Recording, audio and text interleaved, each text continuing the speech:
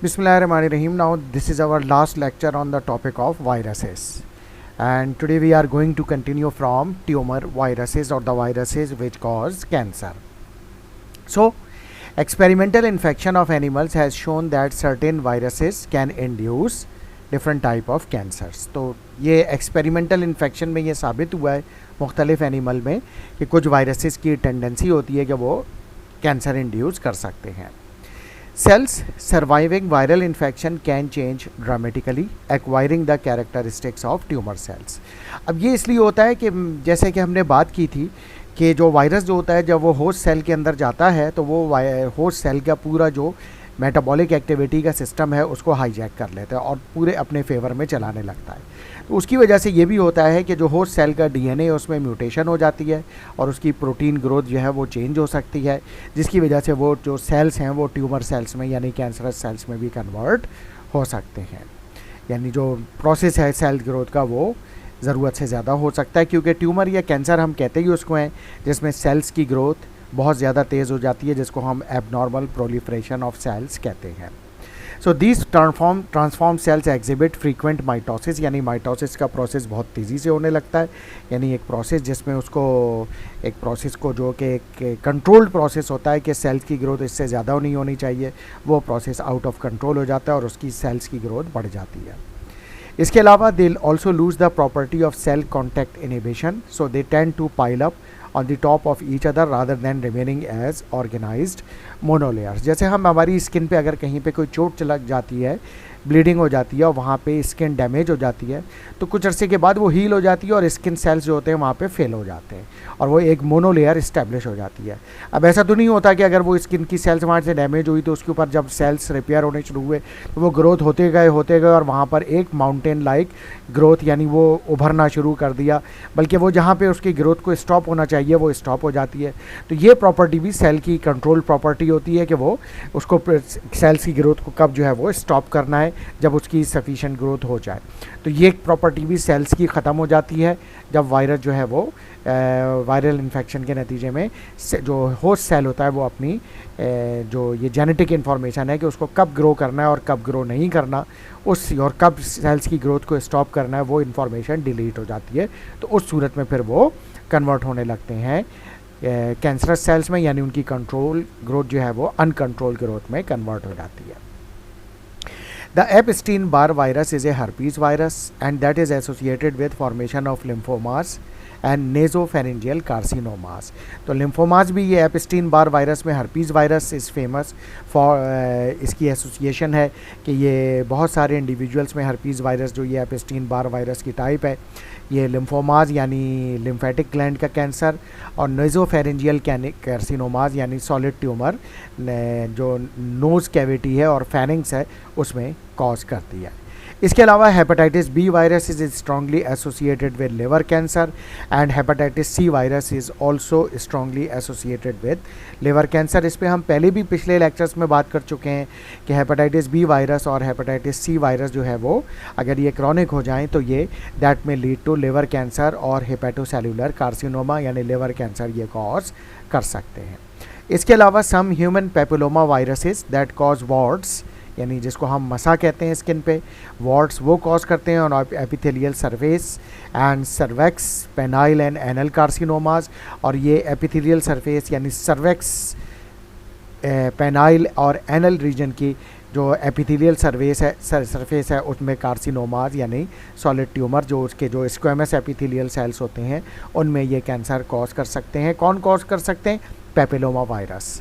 तो ये papilloma virus जो है वो इसके रीज़न है. इसके अलावा human T cell lymphotropic virus type 1 HTLV virus type 1 ये T cell leukaemia lymphoma syndrome यह कॉज करता है. और HIV वायरस जो है वो यानी human immunodeficiency virus is associated with Kaposi's sarcoma.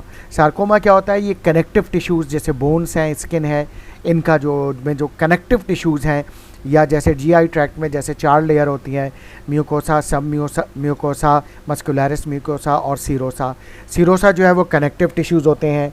तो ये उनके कनेक्टिव टिश्यूज़ होंगे तो उनका कैंसर जो होगा वो सार्कोमा कहलाएगा. अब वो कनेक्टिव टिश्यूज़, इवन बोन्स भी जो है वो कनेक्टिव टिश्यूज़ हैं।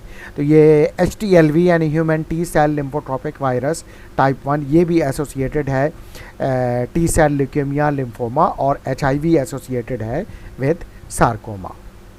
तो ये ट्यूमर वायरसेस इस तरह से कैंसर कॉज करते हैं। अब हम बात करते हैं in detail the human immuno deficiency virus और HIV वायरस, कि ये वायरस क्या है और क्या ये सीरियस कॉन्सिक्वेंसेज इसके हो सकते हैं। सो HIV virus is envelope virus. तो इसके वायरल कोड जो होता है, आउटर कोट होता है, वो एनवेलप होता है, and it's genome is RNA, यानी ये RNA कंटेनिंग वायरस है, इसमें DNA नहीं होता। It has cone shaped nucleocapsid, यानी इसकी जो एनवेलप पे कैप्सिड प्रोटीन है वो कोन शेप्ड है, containing 2 copies of positive sense of single stranded RNA molecule, इसके अंदर सिंगल स्ट्रैंडेड RNA मॉलिक्यूल है, और एंजाइम रिवर्स ट्रांसक्रिप्टेज है। सवाल ये पैदा होता है कि इसमें ये एंजाइम जो कि रिवर्स ट्रांसक्रिप्टेज है क्यों मौजूद है। उसकी वजह ये है कि रिवर्स ट्रांसक्रिप्टेज रेप्लिकेशन का उल्टा प्रोसेस चलाता है, यानी RNA से DNA बनाता है, क्योंकि नॉर्मल यूकैरियोटिक सेल्स में DNA से RNA बनता है, लेकिन इसमें उल्टा प्रोसेस चलता है कि RNA से DNA बनता है, रिवर्स प्रोसेस चलता है। तो इसी वजह से इसको रिवर्स ट्रांसक्रिप्शन के लिए रिवर्स ट्रांसक्रिप्टेज एंजाइम होना ज़रूरी है, जो कि इस वायरस में मौजूद होता है। सम 70 glycoprotein spikes project from the envelope, यानी इसकी जो एनवेलप है उसमें से स्पाइक्स अपीयर हो रही हैं, जो कि ग्लाइकोप्रोटीन की बनी हुई होती हैं, और जिनकी तादाद 70 होती है, और ये हेल्प कर रही होती हैं ये स्पाइक्स होस्ट सेल से अटैच होने में। और इनका होस्ट सेल कौन सा है? CD4 सेल, यानी T helper lymphocytes. These spikes जो है ये they contain the binding site for CD4 protein present on the surface of T4 helper lymphocytes and ensure the virus attach to these cells. तो virus जो है वो इससे CD4 sales जो कि हेल्पर T सेल्स होते हैं, यानी इम्यून सेल्स के हेल्पर T सेल्स होते हैं, इनके साथ अटैच हो जाता है। ये हेल्पर T सेल्स दरअसल बॉडी की इंटेलिजेंस होते हैं।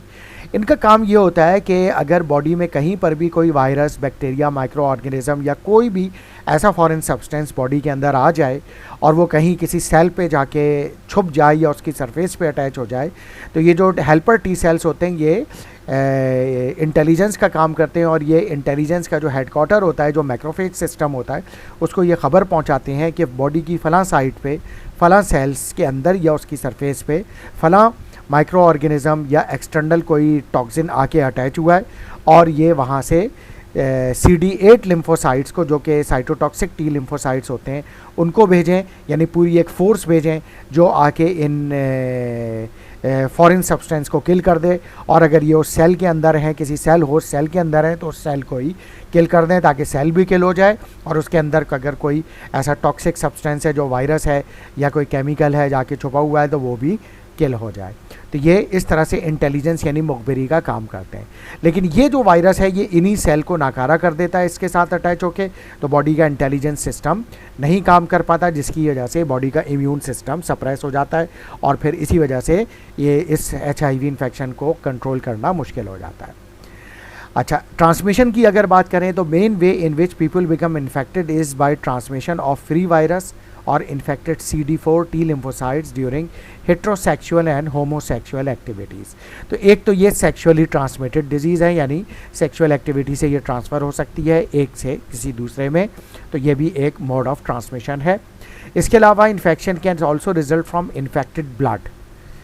इन्फेक्टेड ब्लड यानी अगर किसी का ब्लड लिया गया और यानी डोनेशन के लिए, ब्लड डोनेट करने के लिए, उसके ब्लड में HIV टेस्ट की स्क्रीनिंग नहीं की गई, चेक नहीं किया गया, और वही ब्लड किसी दूसरे इंडिविजुअल को लगा दिया गया, डोनेट कर दिया गया, जिसको HIV इन्फेक्शन नहीं था, तो अब ये इन्फेक्टेड ब्लड उसको लग गया, तो उसको भी HIV इन्फेक्शन हो सकता है। इसके अलावा particularly between drug abusers who share hypodermic needles, यानी जो नीडल शेयरिंग है, जैसे फॉर एग्जांपल ये जो नशेलची होते हैं, जो ये डिफरेंट इंजेक्शंस जो नारकोटिक्स होते हैं इनके नशा करते हैं, अब अगर उसमें से किसी एक को HIV इन्फेक्शन है और उसने उस नीडल से अपने आप को वो नशा आवर दवा लगाई है, ये नारकोटिक ड्रग लगाई है और वही नीडल से वो कोई दूसरा जो नशा करने वाला है वही नीडल से वो कोई दूसरा भी लगा रहा है, यानी उसी नीडल को शेयर करके। तो अब वो क्योंकि पहले जिस इंडिविजुअल ने लगाई थी तो वो नीडल जब उसकी स्किन पे गई थी, यानी हाइपोडर्मिक नीडल जो है वो इंसर्ट हुई थी, तो उसकी नीडल पे हो सकता है कि वो HIV वायरस अटैच हो जाए। अब वही नीडल क्योंकि कोई दूसरा इंडिविजुअल यूज़ कर रहा है तो वही नीडल शेयरिंग से जो है वो नीडल जब किसी दूसरे की बॉडी में इंसर्ट होगी तो वो वायरस पर दूसरे इंडिविजुअल में भी ट्रांसफ़र हो जाएगा और इस तरह से जो है वो फिर ये इन्फेक्शन स्प्रेड कर सकता है। तो इस वजह से हम कह रहे हैं कि शेयरिंग ऑफ हाइपोडर्मिक नीडल से भी ये इन्फेक्शन जो है वो स्प्रेड कर सकता है। इसके अलावा health professionals whose work might bring them into contact with infected blood are also at risk, यानी वो हेल्थ केयर प्रोफेशनल जो पेशेंट के ब्लड से कांटेक्ट में आते हैं, like surgeons, general surgeons, orthopedic surgeons, different type के surgeons, cardiac surgeons, kidney surgeons, dental surgeons, जो पेशेंट के यानी वो पेशेंट जो ब्लड के कांटेक्ट में आता है पेशेंट के, तो अगर उस डॉक्टर को, उस फिजिशियन को कहीं पे कोई इंजरी है तो और वहाँ पे वो ब्लड जो है वो ड्रॉप जो है वो अटैच हो गया, तो उस ब्लड में अगर HIV वायरस होगा तो वो उस जगह से एंटर हो जाएगा उस डॉक्टर के, उस फिजिशियन के, तो उस हेल्थ प्रोफेशनल को भी इस तरह से HIV इन्फेक्शन हो सकता है। तो इस तरह से भी ये हो सकता है, लेकिन ये बात याद रखिएगा, अगर उस डॉक्टर की या उस हेल्थ प्रोफेशनल की स्किन इंटैक्ट है और उसमें कोई इंजरी नहीं है तो फिर ये अगर उस ब्लड ड्रॉप में अगर होगा भी तो फिर ये ट्रांसफ़र होने के चांसेस नहीं होंगे, यानी इंटैक्ट स्किन पे नहीं हो सकता। ज़रूरी है कि वहाँ पर कोई इन्फेक्शन हो और इनके स्किन में कोई डिसकंटिन्यूटी हो, ब्रूजिंग हो, तो वहाँ से फिर ये इन्फेक्शन जो है वायरस एंटर हो सकता है, अदरवाइज़ ये वायरस एंटर नहीं हो सकता। तो वो उस सूरत में बहरहाल ये रिस्क पर होते हैं हेल्थ केयर प्रोफेशनल। इसके अलावा vertical transmission also occur, about 20% babies born to HIV positive mothers are infected. Vertical transmission का मतलब ही यही है, mother to new born babies, और स्टैटिस्टिक्स ये कहती हैं कि वो मदर जिनको HIV पॉजिटिव है 20% चांस है कि उनके बेबीज़ को भी HIV हो जाएगा। आफ्टर द प्राइमरी इन्फेक्शन, यानी जैसे ही इन्फेक्शन होता है, the virus is transported to lymph nodes where it replicates extensively in CD4 lymphocytes. जब ये वायरस बॉडी में एंटर होगा तो ये लिम्फेटिक ग्लैंड में एंटर होगा ये वायरस, और CD4 सेल्स इसके होस्ट सेल्स होंगे जहाँ जाके ये रेप्लिकेट होगा। और जैसे मैंने बताया CD4 हेल्पर T सेल्स हैं, बॉडी की इंटेलिजेंस का काम करते हैं, तो डेफिनेटली ये जाके डायरेक्टली अटैक करेगा इनको, इंटेलिजेंस सिस्टम को, CD4 सेल्स को, तो फिर वो इन्फॉर्मेशन भी पहुंचा सकेंगे बॉडी को कि भाई यहाँ पे जो है वो ये वायरस आके इसने अटैक कर दिया है। लेकिन अगर कुछ ना कुछ इंफॉर्मेशन पहुंच जाती है तो फिर वो उसका नतीजा ये निकलेगा कि the number of these white cells decline, यानी CD4 सेल्स डिक्लाइन होंगे, and high titer of virus are found in the blood, और ब्लड में जो होंगे वायरस के एंटीजन बहुत बड़ी मकदार में एलाइजा टेस्ट से डिटेक्ट हो सकते होंगे। मोस्ट पेशेंट एक्सपीरियंस ए ग्लैंडुलर फीवर लाइक इलनेस, यानी जो डिफरेंट जो थ्रोट में ग्लैंड्स हैं वो उनकी स्वेलिंग होगी और फीवर अपीयर होगा at this stage with characteristically persistent swollen lymph nodes, यानी जहाँ जहाँ लिम्फ नोड्स है, चाहे वो थ्रोट है, चाहे वो आर्म पिट का एरिया है, तो वहाँ पे लिम्फेटिक ग्लैंड में स्वेलिंग होगी। इसके अलावा the number of viruses specific to CD8 cytotoxic T lymphocytes then increase. अगर कुछ इन्फॉर्मेशन हेडक्वार्टर को पहुंच गई इम्यून सिस्टम के तो वो CD8 सेल्स बनाएगा जो कि साइटोटॉक्सिक T लिम्फोसाइट्स हैं, वो इंक्रीज़ होंगे, and this is associated with reduction of viral load, क्योंकि ये जो साइटोटॉक्सिक T लिम्फोसाइट्स हैं, CD8 लिम्फोसाइट्स हैं, ये जाके उन वायरस को किल करेंगे और उन CD4 सेल्स को किल करेंगे जिनके अंदर ये HIV वायरस है। उसकी वजह से क्या होगा कि ये जो HIV वायरस का लोड है ये रिड्यूस होना शुरू हो जाएगा, लेकिन रिड्यूस होने के बाद भी ये एक कांस्टेंट लेवल पर मेंटेन रहेगा और पॉपुलेशन अब, लेकिन इसके साथ ही जब ये कांस्टेंट लेवल पे आएगा तो उसके बाद कुछ ना कुछ CD4 सेल्स की रिकवरी हो जाएगी जो डैमेज हुए थे। उसके बाद क्या होगा, there then follow an asymptomatic phase which can last anything from 1 to 15 years। जब ये प्रोसेस हो जाएगा, ये कांस्टेंट लेवल पे हो जाएगा, कुछ ना कुछ CD4 सेल्स रिकवर हो जाएंगे तो फिर एसिम्टोमेटिक फेज़ आ जाएगा, यानी जिसमें किसी किस्म की भी इन्फेक्शन की, HIV इन्फेक्शन की सिम्टम्स पेशेंट में नहीं होंगी, और ये ड्यूरेशन 1 साल से 15 साल तक का ड्यूरेशन हो सकता है। During this phase most of the infected cells are located in the lymph nodes, ज़्यादातर ये इन्फेक्शन जो होगा लिम्फ नोड के अंदर ही रहेगा, and the virus is replicating actively inside the lymph nodes, और लिम्फ नोड में ये रेप्लिकेशन का प्रोसेस चल रहा होगा। Enormous number of virus particle, यानी बहुत सारी तादाद में वायरस पार्टिकल बन रहे होंगे, और लाइक फॉर एग्जांपल 10 की power 10 are produce per day, इतनी बड़ी तादाद में ये वायरल पार्टिकल्स बन रहे होंगे। But CD8 cytotoxic lymphocytes destroy virus infected cells and more CD4 cells replace those kills, यानी इसके साथ ही साइटोटॉक्सिक टी लिम्फोसाइट्स वो इनको किल भी कर रहे होंगे, जैसे जैसे इनकी तादाद बढ़ रही होगी तो ये CD4 सेल्स को भी किल कर रहे होंगे, वायरस को भी किल कर रहे होंगे, और जो डैमेज CD4 होंगे वो आहिस्ता आहिस्ता रिप्लेस भी हो रहे होंगे, यानी नए CD4 सेल्स भी बन रहे होंगे। इस तरह से ये प्रोसेस चलता रहेगा। In this way, the concentration of virus in the blood stream is maintained at relatively low level, although the patient are infectious. तो वायरल लोड जो होगा HIV का वो ठीक है, एक लो लेवल पे मेंटेन रहेगा, लेकिन इसका मतलब हम ये नहीं कह सकते पेशेंट एसिम्प्टोमेटिक होगा, लेकिन हम इसका मतलब ये नहीं कह सकते कि पेशेंट जो है वो उसमें इन्फेक्शन ख़त्म हो गया है, पेशेंट को अभी भी इन्फेक्शन मौजूद है। एज द ईयर्स गो, जैसे जैसे साल गुजरते जाएंगे, it becomes increasing difficult to replace the CD4 helper T lymphocytes, यानी बॉडी का सिस्टम एग्जॉस्ट होने लगेगा। ये जो CD4 डैमेज हो रहे थे, अब ये डैमेज जो होने के बाद रिप्लेस हो रहे थे, ये रिप्लेस होने का प्रोसेस भी स्लो डाउन होता चला जाएगा। इसके अलावा HIV वायरस ऑल्सो म्यूटेट, यानी अपनी ये आपको म्यूटेट करेगा, producing variants that become progressively more variable and difficult for the immune system to control और डिटेक्ट। तो फिर ये अपने आप को म्यूटेट करके इस तरह से अपना भेस बदल लेगा कि इम्यून सिस्टम को इसको डिटेक्ट करना और किल करना आसान अब नहीं होगा, जिसकी नतीजे में क्या होगा, as a result the number of virus particle in the blood increases, और फिर वायरल लोड ब्लड में बढ़ता जाएगा, and the population of CD4 cells gradually decline, और CD4 सेल्स इस तरह से फिर मुसलसल कम होते चले जाएंगे। When the count of these cells fall below 200 per ml of the blood, the immune system becomes seriously compromised, यानी जब ये इतनी बड़ी तादाद में बन जाएंगे कि जो काउंट जो होगी वायरस इनकी CD4 की 200 से कम हो जाएगी पर ml ब्लड में, तो फिर इसका मतलब ये होगा कि इम्यून सिस्टम सीरियसली कॉम्प्रोमाइज़ हो गया है, और उस वक्त जितने इन्फेक्शन हो सकते हैं अपॉर्चुनिस्टिक पैथोजेंस के, यानी फंजाई हो गए, प्रोटोजोआ हो गए, बैक्टीरिया हो गए, अदर वायरसेस, वो उस वक्त इन्फेक्शन कॉज करना शुरू कर देंगे। यानी HIV वायरस पहले ही हुआ है उस पेशेंट को, इसके साथ दूसरे जो अपॉर्चुनिस्टिक पैथोजेंस हैं, यानी जो मफाद परस्त माइक्रो ऑर्गेनिज्म है, जो इस सिचुएशन का इंतज़ार कर रहे थे कि कब बॉडी का इम्यून सिस्टम कॉम्प्रोमाइज़ हो और कब हम इन्फेक्शन करें, अब ये सिचुएशन आ चुकी है कि इम्यून सिस्टम बिल्कुल कॉम्प्रोमाइज़ हो चुका है, और अब वो फंगस हो, प्रोटोजोआ हो, बैक्टीरिया हो, या कोई और वायरसेस हो, वो अब इन्फेक्शन कॉज करना शुरू कर देंगे। इनफैक्ट जिसमें से कौन कौन से इन्फेक्शन ज़्यादा कॉमन है, कैंडिडा एल्बिकन इन्फेक्शन जो कि एक फंगल इन्फेक्शन है, नीमोसिस्टस कैरेनाई ये भी फंगल इन्फेक्शन है, माइकोबैक्टीरियम ट्यूबरक्लोसिस ये जो है वो बैक्टीरियल इन्फेक्शन है, साइटोमेगैलो वायरस एंड एपिस्टीन बायर वायरस ये जो है वो वायरल इन्फेक्शन है, और ये इन्फेक्शन इतने शदीद हो जाएंगे एट दी एंड पेशेंट की कंडीशन वर्स हो जाएगी, and they eventually kill the patient, और आखिर में पेशेंट की डेथ हो जाएगी, यानी इतनी सीरियस सिचुएशन हो जाएगी। इसकी वजह यह है कि CD4 cells are the primary target of the HIV virus, और लेकिन वायरस के और टारगेट साइट्स भी हैं।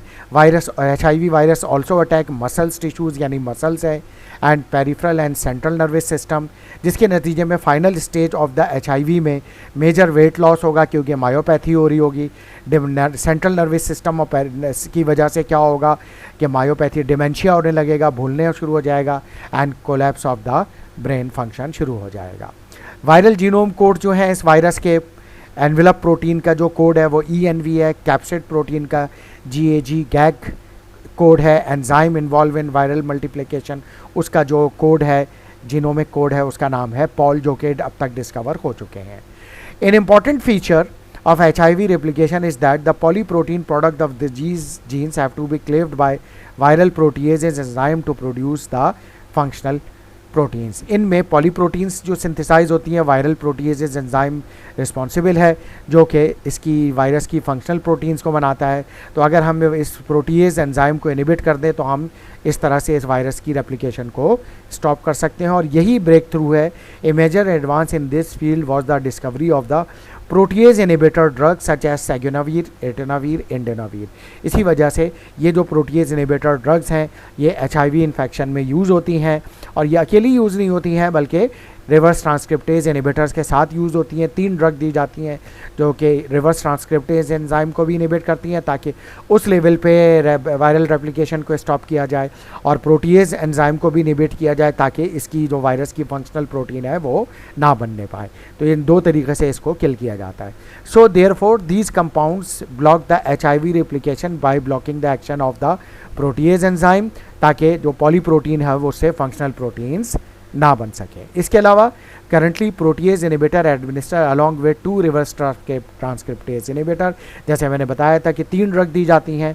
Triple therapy has been given and act as anti retroviral therapy which is also called HAART therapy which is highly active anti retroviral therapy, जिसमें 2 reverse transcriptase inhibitor drugs होंगी और एक जो होगी प्रोटीएज इनिबिटर होगी।